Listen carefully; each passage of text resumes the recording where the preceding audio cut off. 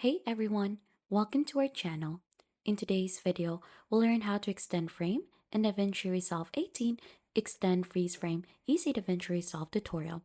So for us to be able to begin, just open DaVinci Resolve onto your end, and right after, once you've opened a project, just import the clip when you want to extend a frame. So you have your clip already added, just simply drag and drop it in here onto the timeline to proceed.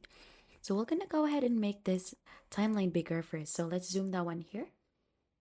Then right after, we're gonna go ahead and head to the part where we want to go ahead and try to freeze the frame. So let's make that small, and I want to have it over here.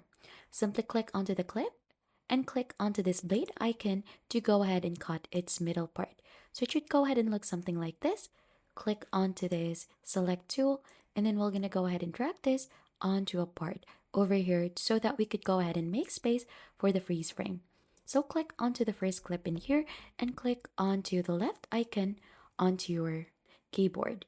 So once you've done that, right after we'll have to go ahead and try to cut it again using the blade.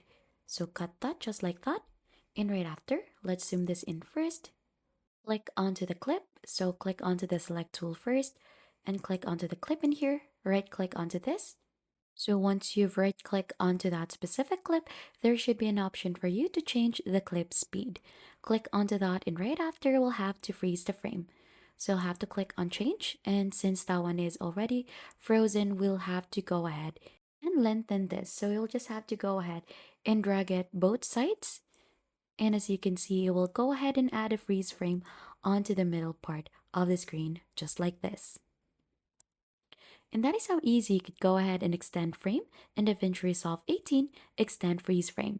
If you think this has been helpful, then don't forget to hit the like, subscribe, and we'll see you on to our next video.